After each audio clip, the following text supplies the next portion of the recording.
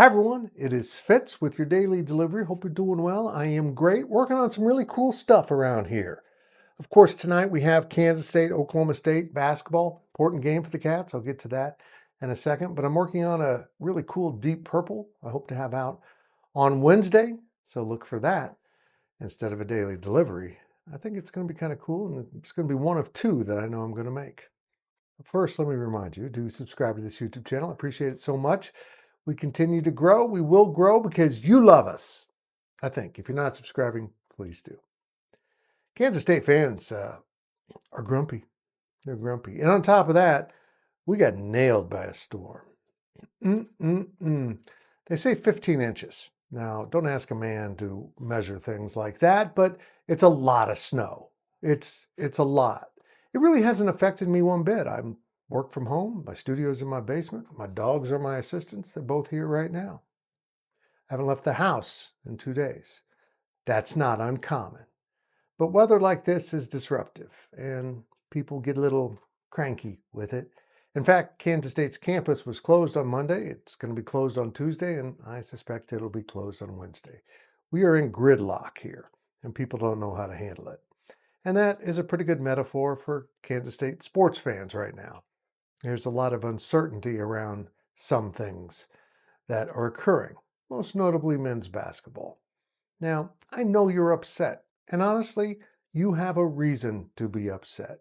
After all, when the biggest donors of your university put a lot of money into a program and you don't see results, well, imagine how they feel. You didn't even put in the money. Maybe one of you did, thank you.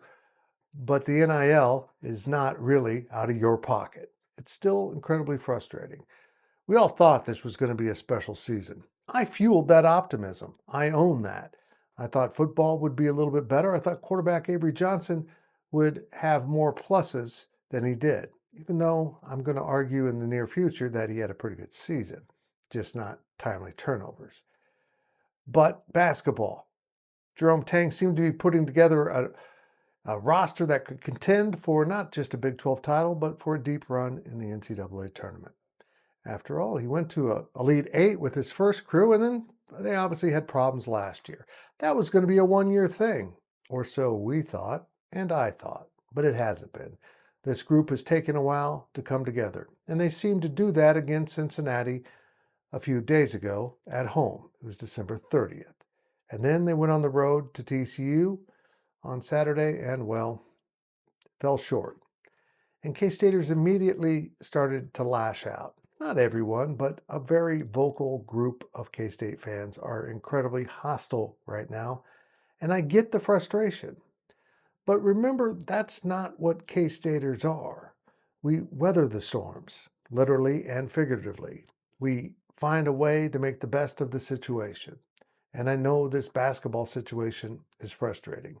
But as I said in a daily delivery a couple days ago, that team that lost at TCU was still radically better than the team that lost 2 games ago at Wichita State. It just sucks that the turnaround wasn't instantaneous. Because honestly, if this team wants to go anywhere in the NCAA tournament or even into the postseason at all, a lot of winning is needed. And that winning better include this game at Oklahoma State. It might be one of the most winnable road games on Kansas State's schedule in the Big 12 Conference. And under a first-year head coach, Oklahoma State is having its own issues. So can K-State go down and assert itself? Well, I'd hope so. I'd hope they'd come home, if they can, with a victory out of Stillwater. We'll see. But if they don't win, I expect some really, really angry tweets and responses. And I get the frustration again. But I also want to remind you that Kansas State preaches family. And sometimes even when a family member falls short of expectations, we need to lift them up. We'll see how the game goes. It's a big one.